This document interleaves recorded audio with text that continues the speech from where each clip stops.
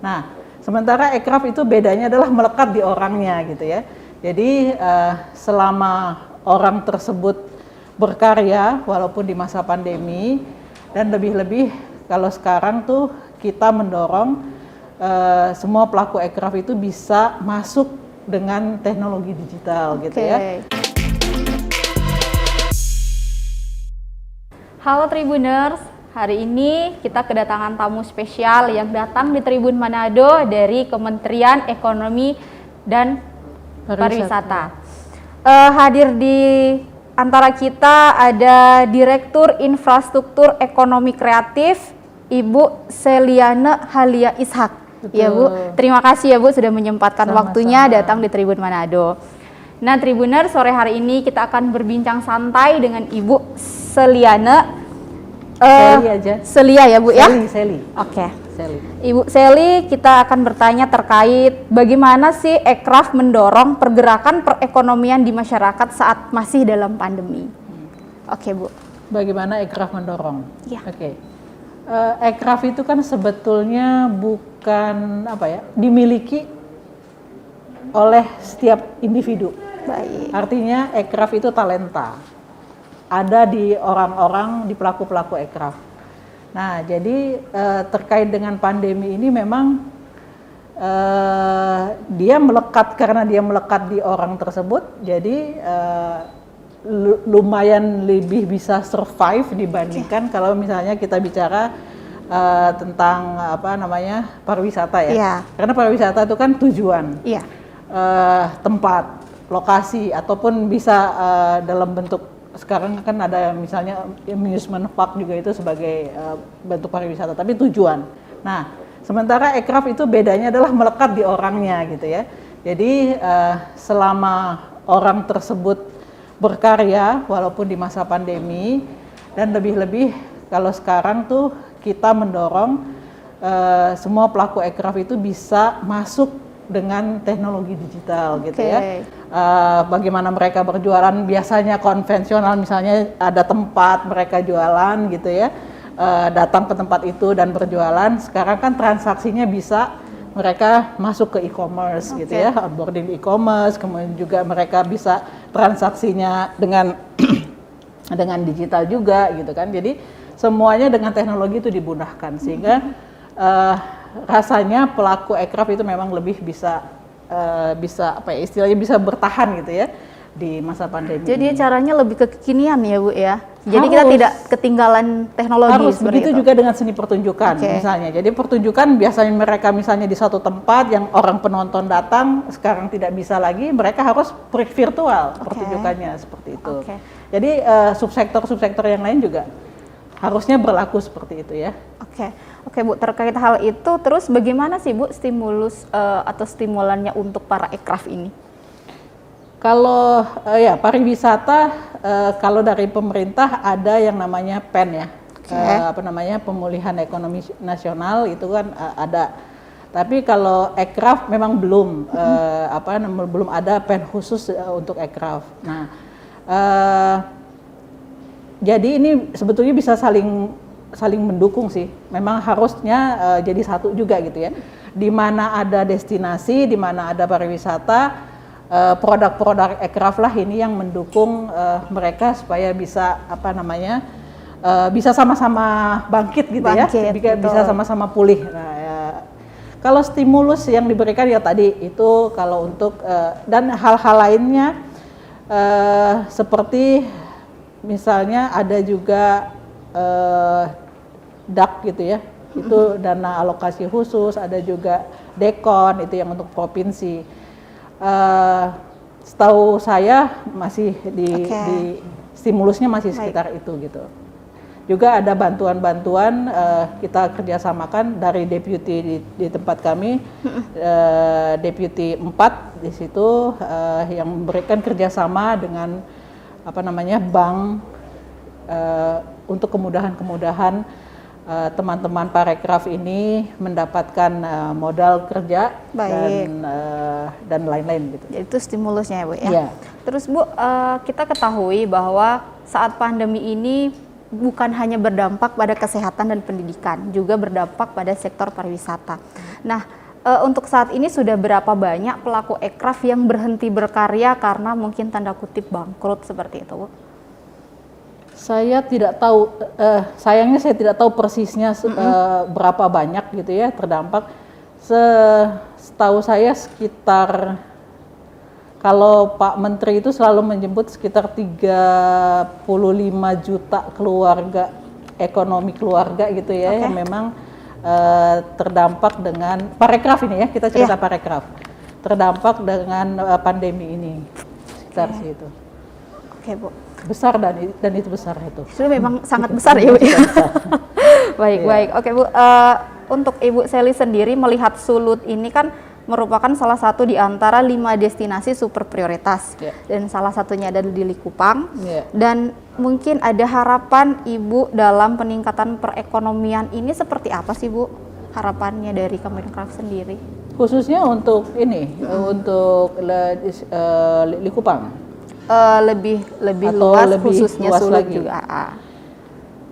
Peningkatan ekonomi, kalau bicara ekonomi ya kita semuanya terkena, tetapi kalau dari sisi kami lebih kepada, kalau pariwisatanya kita coba hidupkan lagi untuk destinasi-destinasi dikunjungi oleh oleh masyarakat gitu ya, oleh wisatawan.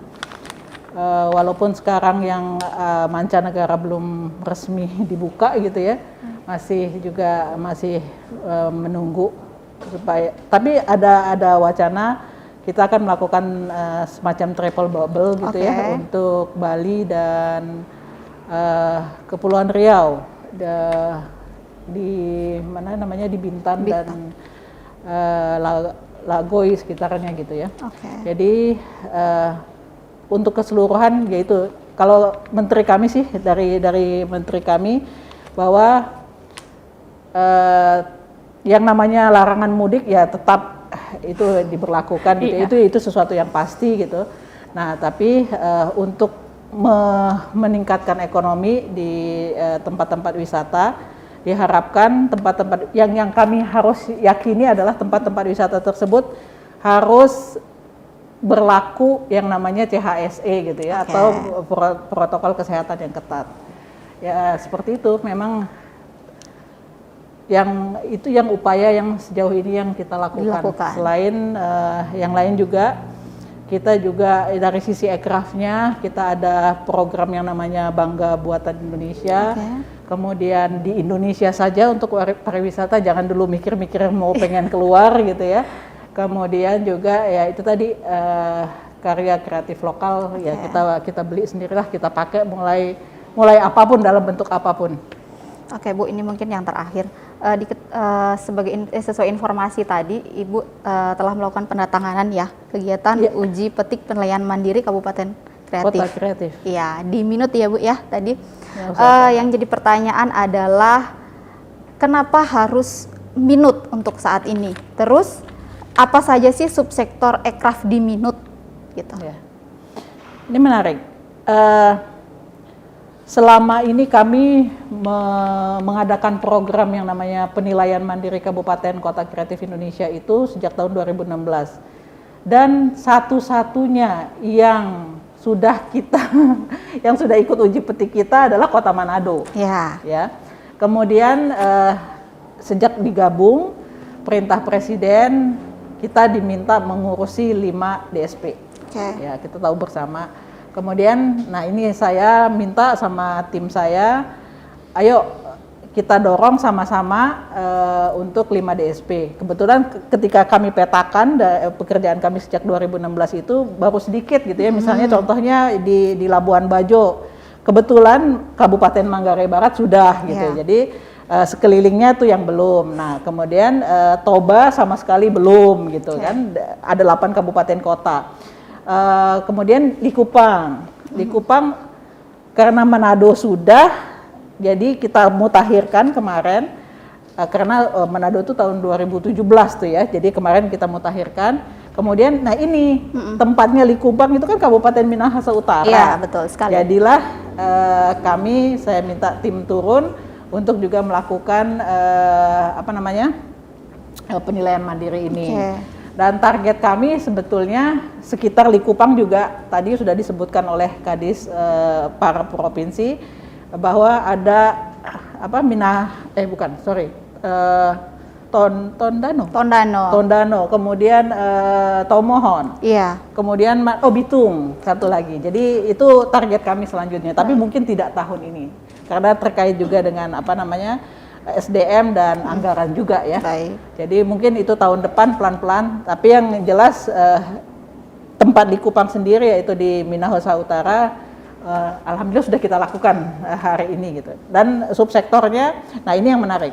Subsektornya sama kebetulan pilihannya dengan Manado. Manado itu awalnya musik juga, tetapi kekhususannya adalah paduan suara sebetulnya.